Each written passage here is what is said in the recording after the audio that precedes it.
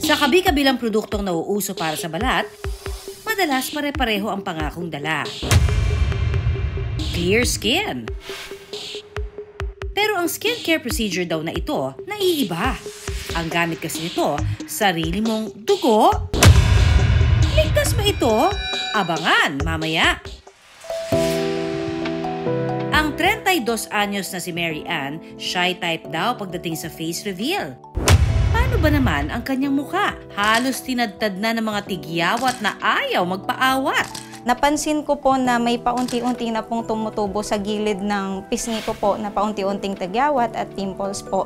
Hanggang nung una po, nag-self-medicate lang po ako. Bumibili lang po ako ng mga over-the-counter na mga pamahid hanggang sa napansin ko po na hindi na po talaga siya nag-i-improve. Pero hindi lang daw ang balat niya ang apektado, kundi pati na rin ang kanyang kumpiyansa sa sarili. Umabot po sa punto na hindi na po talaga ako lumalabas, to the point po na inaaya po ako ng mga kaibigan ko. Kami po ay gumala or lumabas. Ako na po talaga yung humihindi po dahil hindi din po ako sanay na nakikita po na marami po akong tagyawat sa mukha. Kaya naman para matakpan ang kanyang mga galit na tigyawat, make-up ang kanyang naging matalik na kaibigan. Bumibili po ako ng mga concealer at saka ang nangyari pa nga po, kumakapal po yung mga foundation na nilalagay ko po sa mukha ko para lang po ma-hide yung mga marks po at saka yung mga active na pimples. Nagsusuot pa rin po ako ng face mask. Hinala ni Mary Ann ang lifestyle niya ang dahilan ng kanyang breakout. Bukod din po sa stress dahil din po sa trabaho at saka yung pagpupuyat din po. Siguro malaking factor din po yung hindi po pagkain ng tama. Sumubok si Mary Ann ng iba't ibang produkto, pero wala raw umepekto. Hanggang sa nakakita si Mary Ann ng posibleng solusyon sa kanyang pimples. Ang PRP o platelet-rich plasma o mas kilala bilang vampire facial. Nag-research po ako sa internet kung para saan po ba ito, yung vampire facial, at saka kung ano po yung maitutulong niya sa skin po natin. Ito na nga ba ang solusyon sa kanyang mga tagyawat? Abangan yan mamaya. Ayon sa ating dermatologist na si Dr. Jean Marquez, ang vampire facial o PRP ay isang non-surgical method na ginagamit para sa mga problema sa balat gaya ng acne scars at eczema.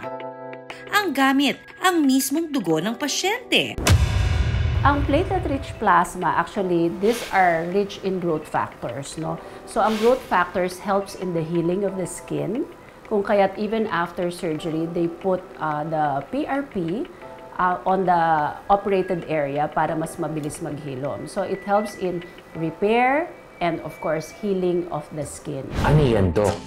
Well, dugo ko to. Isa ang clinic ni Dr. K. Rebolledo sa gumagawa ng vampire facial gamit ang platelet-rich plasma. Ginagawa ko siya para sa mga patients na may melasma or pecas or yung pangingitim dito sa cheeks, which is very common sa ating mga Filipinos kasi madalas tayong maarawan, no?